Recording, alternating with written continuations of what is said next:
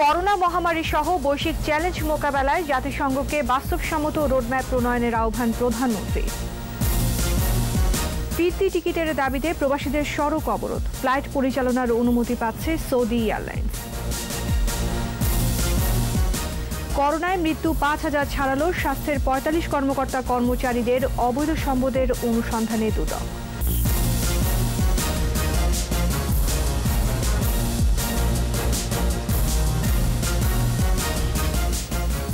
শুনছিলেন first security ইসলামী bank limited সংবাদ শিরোনাম।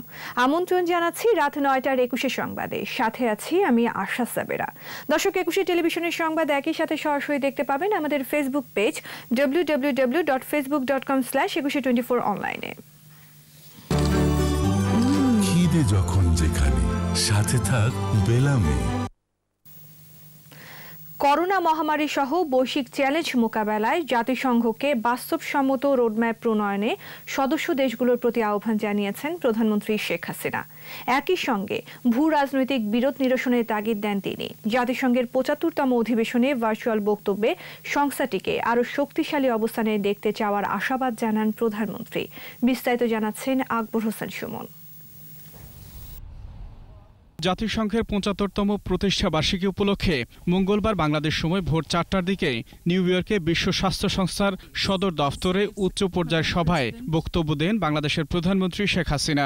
Mister president, mister secretary general, Excellency's, আসসালামু আলাইকুম। তিনি বলেন, উন্নত ও উন্নয়নশীল বিশ্ব সবার কাছেই জাতিসংঘের প্রয়োজনীয়তা যে এখন অন্য যে কোনো সময়ের চেয়ে বেশি, তা করোনা মহামারী দেখিয়ে দিয়েছে। The challenges of our time, including the current pandemic, go beyond borders. COVID-19 has made the achievements of the 2030 agenda more challenging.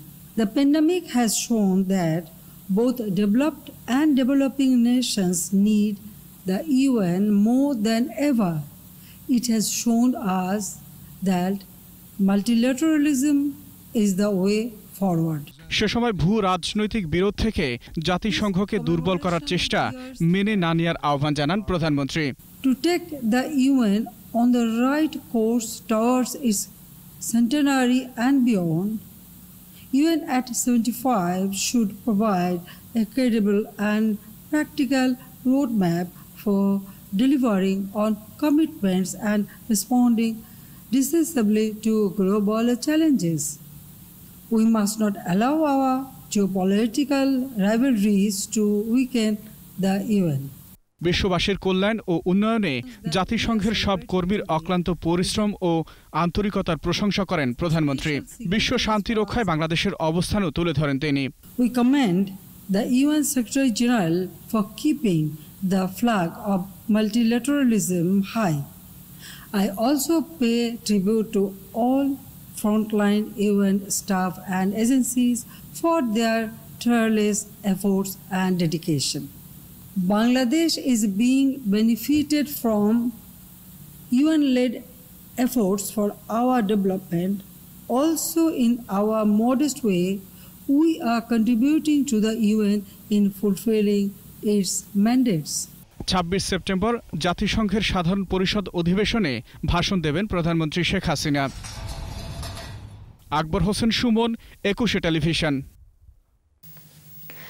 প্রবাসী শ্রমিকদের বিক্ষোভের পর সৌদি এয়ারলাইন্সকে চাহিদা মাফিক ফ্লাইট পরিচালনার অনুমতি দিচ্ছে বেসামরিক বিমান চলাচল কর্তৃপক্ষ।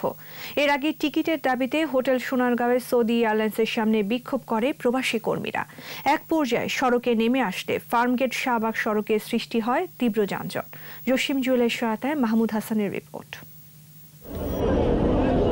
রাজধানীর কারওয়ান বাজারে সৌদি এয়ারলাইন্স অফিসের সামনে টিকিট নিতে সকাল থেকেই জমায়েত হতে থাকেন সৌদি প্রবাসী কর্মীরা। কর্মক্ষেত্রে ফিরতে রিটার্ন টিকিটের জন্য কয়েকদিন ধরে ধর্ণা দিলেও সংকটের সুরাহা হয়নি। সকালে এয়ারলাইন্সের গেটে এসে অফিস বন্ধ থাকার নোটিশ দেখে ক্ষুব্ধ হন প্রবাসীরা। এক পর্যায়ে সড়কে নেমে আসেন তারা। তাদের অবস্থানের কারণে কারওয়ান বাজার এলাকায় তীব্র যানজটের সৃষ্টি হয়। বাংলাদেশ বিমান স্বার্থের জন্য আমাদের প্রবাসী ৭০,০০০ কর্মীর পেটে লাথি দিচ্ছে। বাংলাদেশ যে বিমান বেসিক এ চাচ্ছে যে না সৌদি বিমান একা লোক নিতে পারবে না, আমাদের লোক অনুমতি দিতে হবে, যে ব্যবসার জন্য শুধু। আমরা সৌদি এয়ারলাইন্সে যাইতে চাই, আমরা বাংলাদেশ এয়ারলাইন্স বয়কট করলাম। প্রবাসীরা জানান সময় মতো কাজে যোগ দিতে না পারলে তাদের চাকরি হারাতে হবে। অনেকের ভিসার মেয়াদও শেষের পথে। সব কান্ট্রি অনুমতি পাইছে, আমরা পাইলাম না কেন? 30 তারিখের আগে বাগিয়া সৌদি আরব প্রস্তাব বানাইলে সৌদি সরকার আবার নতুন করে তখন আগামী মেয়াদ বাড়াইব না। আমরা সব পরিবার নিয়ে খুব অসহায়ের ভিতরে পড়ে আছি, আমাদের টিকিট না দিলে আমরা না খাইয়ে মারা যাব। বিক্ষোভের মুখে অতিরিক্ত ফ্লাইট পরিচালনার জন্য বেসামরিক বিমান চলাচল কর্তৃপক্ষের কাছে প্রস্তাব জানানোর কথা জানিয়েছে সৌদি এয়ারলাইন্স। আমরা আরো 5-6টা ফ্লাইটের মতো, কিন্তু এটা অ্যাপ্রুভাল না হওয়া পর্যন্ত সংখ্যাটা আমি কনফার্ম করতে পারবো না। এই অবস্থায় বেসরকারি বিমান চলাচল কর্তৃপক্ষের চেয়ারম্যান জানান প্রবাসী কর্মীরা যাতে সৌদি আরবে যেতে পারে সেজন্য সৌদি এয়ারলাইন্সকে চাহিদা মাফিক ফ্লাইট পরিচালনার অনুমতি দেয়া হবে। যে কয়টা ফ্লাইট দরকার আমরা সবগুলো ফ্লাইট দিব, আমরা দরকার হলে অন্য ফ্লাইট অ্যাডজাস্ট করে হলো সৌদি আরবের ফ্লাইট আমরা অনুমোদন দিয়ে দিব, বা আপনারা এখান থেকে নিয়ে যান, আমাদের বাংলাদেশিরা যারা আটকে আছে তাদেরকে নেওয়ার ব্যবস্থা করেন। ফ্লাইট চলাচলের ক্ষেত্রে সৌদি কর্তৃপক্ষের সহযোগিতা প্রত্যাশা করেন বেবিচক চেয়ারম্যান। মাহমুদ হাসান, একুশে টেলিভিশন, ঢাকা। কোভিড-19-এ দেশে আরও 28 জনের মৃত্যু হয়েছে। এ নিয়ে মৃতের সংখ্যা ছাড়িয়ে গেল 5,000। এদের মধ্যে 17 জন পুরুষ ও নারী 11 জন। স্বাস্থ্য অধিদপ্তরের ওয়েবসাইটে করোনা সংক্রান্ত তথ্য বলছে 199তম দিনে দেশের 97টি ল্যাবে 14,164টি নমুনা পরীক্ষা হয়েছে একদিনে। এতে শনাক্ত হয়েছে আরও 1,557 জন। এ নিয়ে এ পর্যন্ত দেশে কোভিড-19 রোগীর সংখ্যা 3,52,178। অন্যদিকে 24 ঘন্টায় 2,073 জন সহ এ পর্যন্ত সুস্থ হয়েছে 2,60,790 জন। স্বাস্থ্য অধিদপ্তরের 45 কর্মকর্তা কর্মচারীর অবৈধ সম্পদের অনুসন্ধানে নেমেছে দুদক। এরই অংশ হিসেবে 21 কর্মকর্তা কর্মচারী সহ তাদের পরিবারের 43 জনের সম্পদের তথ্য চাওয়া হয়েছে। দুদক সচিব দেলোয়ার বক্ত জানিয়েছেন আরও অনেকের অবৈধ সম্পদেরও খোঁজ করা হচ্ছে। বিস্তারিত জানাচ্ছেন দীপু সার্ভার। স্বাস্থ্য খাতের দুর্নীতিতে জড়িয়ে দেশে বিদেশে হাজার কোটি টাকার সম্পদ গড়েছেন সাবেক হিসাব রক্ষণ কর্মকর্তা আফজাল হোসেন ও তার স্ত্রী রুবিনা খানম। দুর্নীতি দমন কমিশনের মামলায় দীর্ঘদিন পলাতক থেকে শেষ পর্যন্ত আদালতে আত্মসমর্পণ করা আফজালকে রিমান্ডে নিয়ে জিজ্ঞাসাবাদ করা হচ্ছে। তবে তার স্ত্রী এখনও পলাতক। কেঁচো খুঁড়তেই যেন বেরিয়ে আসে সাপ। এবার সামনে আসে স্বাস্থ্য অধিদপ্তরের গাড়ি চালক আব্দুল মালেকের দুর্নীতির কদর্য চিত্র। যারা সহযোগিতা করেছেন তাদের বিষয়ে হয়তো অনুসন্ধান করা হতে পারে। আফজাল, রুবিনা ও মালেকের মতো স্বাস্থ্য অধিদপ্তরের আরও 45 দুর্নীতিবাজ কর্মকর্তা কর্মচারীর সম্পদের খোঁজও পেয়েছে দুদক। স্বাস্থ্য অধিদপ্তরের 45 জন কর্মকর্তা কর্মচারীর বিরুদ্ধে অবৈধ উপায়ে জ্ঞাত আয় বহির্ভূত সম্পদ অর্জনের মাধ্যমে বিপুল সম্পদ অর্জন, সেই জন্য একটি অনুসন্ধান টিম গঠন করা হয়েছিল। সেই অনুসন্ধান টিম জ্ঞাত আয় বহির্ভূত সম্পদ উদ্ঘাটনের বিষয়ে এতদিন পর্যন্ত কাজ করেছে। কম যান না স্বাস্থ্য অধিদপ্তরের কর্মকর্তা কর্মচারীদের পরিবারের সদস্যরাও।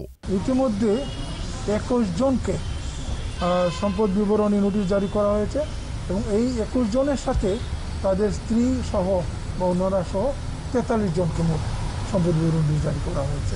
স্বাস্থ্য খাতে দুর্নীতিবাজদের তালিকা আরও দীর্ঘ হবে বলেও মন্তব্য করেন দুদক সচিব দিলোয়ার বক্ত। অন্যান্য দপ্তরের যে গোয়েন্দা ইউনিটগুলো আছে তাদের সাথে তথ্য বিনিময়ের মাধ্যমে তথ্য নিয়ে ব্যবস্থা গ্রহণ করার জন্য। দীপু সারওয়ার, একুশে টেলিভিশন, ঢাকা।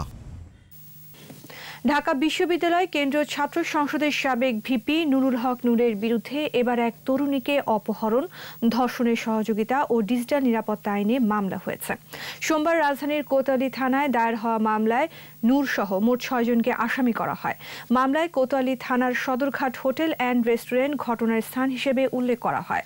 ঘটনার তারিখ হিসেবে চলতি বছরের 9 ফেব্রুয়ারি উল্লেখ করেছেন বাদী। এর আগে রোববার নূর সহ 6 জনের বিরুদ্ধে ধর্ষণ ও সহযোগিতার অভিযোগ এনে ঢাকা বিশ্ববিদ্যালয়ের এক শিক্ষার্থী লালবাগ থানায় মামলা করেন। এ ঘটনায় সোমবার রাতে নূরকে আটক করা হলেও পরে তাকে ছেড়ে দেওয়া হয়। এই দুই মামলায় দায়েরের প্রতিবাদে নূর সমর্থকরা জাতীয় প্রেস ক্লাব ও ঢাকা বিশ্ববিদ্যালয় এলাকায় মিছিল সমাবেশ করে। সমাবেশ থেকে মামলা প্রত্যাহারের দাবি জানানো হয়। এদিকে রাজধানীতে এক অনুষ্ঠানে স্বরাষ্ট্রমন্ত্রী বলেন, নূরের বিরুদ্ধে মামলা আইনি প্রক্রিয়ায় চলবে।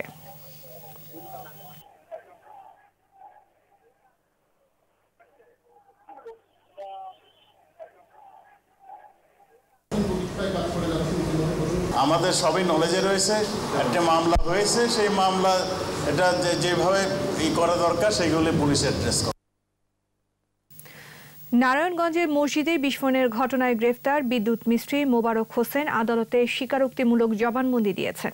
সিনিয়র জুডিশিয়াল ম্যাজিস্ট্রেট কাউসার আলমের আদালতে তিনি এই জবানবন্দি দেন। 2 দিনের রিমান্ড শেষে আদালতে হাজির করা হলে আসামি পক্ষের আইনজীবীরা তার জামিন আবেদন করেন। আদালত জবানবন্দির রেকর্ড করে মোবারককে জেল হাজতে পাঠানোর নির্দেশ দেন। এদিকে বিস্ফোরণে দগ্ধ সিফাত নামে আরও একজনের মৃত্যু হয়েছে। এ নিয়ে মৃতের সংখ্যা দাঁড়ালো 34 জনে। দগ্ধ আরও 2 জনের অবস্থা আশঙ্কাজনক এবং মামুন নামে একজন সুস্থ হয়ে বাড়ি ফিরেছেন।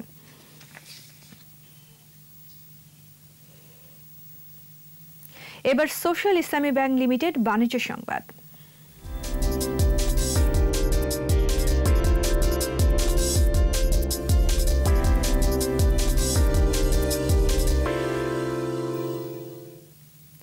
টানা দরপতনে ফের 5000 পয়েন্টের নিচে নামল ঢাকা স্টক এক্সচেঞ্জের সূচক। মঙ্গলবার ডিএসসিতে লেনদেন হওয়া 356টি প্রতিষ্ঠানের মধ্যে দর বেড়েছে 75টির, কমেছে 252টির আর অপরিবর্তিত ছিল 29টির দর। ডিএসসির প্রধান সূচক ডিএসইএক্স 42 পয়েন্ট কমে নেমে আসে 4970 পয়েন্টে। দিন শেষে ডিএসসিতে লেনদেনের পরিমাণ দাঁড়ায় 729 কোটি 92 লাখ টাকা।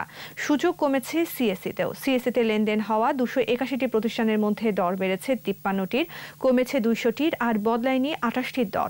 আর সিএসসিতে মোট লেনদেন হয়েছে 17 কোটি 16 লাখ টাকার শেয়ার ও মিউচুয়াল ফান্ড।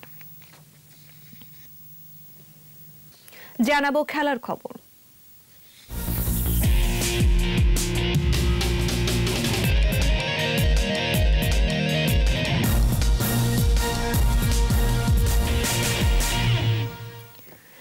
বৃহস্পতিবার থেকে শুরু হচ্ছে 3 দিনের জয়তু শেখ হাসিনা আন্তর্জাতিক অনলাইন চেস টুর্নামেন্ট।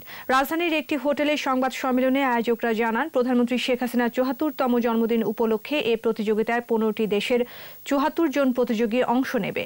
বাংলাদেশ সহ একাধিক দেশের 14 জন গ্র্যান্ড মাস্টারও অংশ নিচ্ছেন এই প্রতিযোগিতায়। সাউথ এশিয়ান চেস কাউন্সিলের সহযোগিতায় আন্তর্জাতিক এই প্রতিযোগিতার আয়োজক বাংলাদেশ দাবা ফেডারেশন। উদ্বোধন করবেন সাউথ এশিয়ান চেস কাউন্সিলের প্রেসিডেন্ট এবং আইজিপি বেনজির আহমেদ।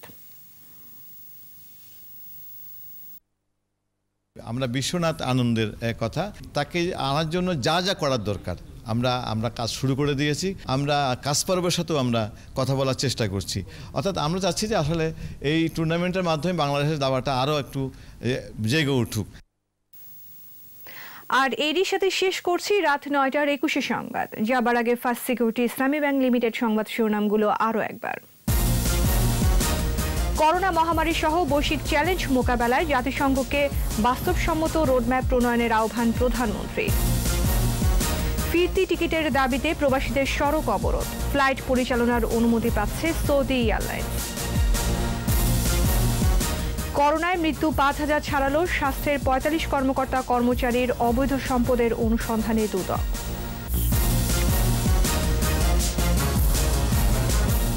সর্বশেষ খবর জানতে ডায়াল করুন 2021 নম্বরে আর ভিজিট করুন 21-tv.com এই ওয়েবসাইটে। এছাড়া ফেসবুকে লগ ইন করতে পারেন facebook.com/2124 অনলাইনে। পরের সংবাদ রাত 11টায় দেখার আমন্ত্রণ রইল। স্বাস্থ্যবিধি মেনে চলুন, সুস্থ থাকুন। ধন্যবাদ।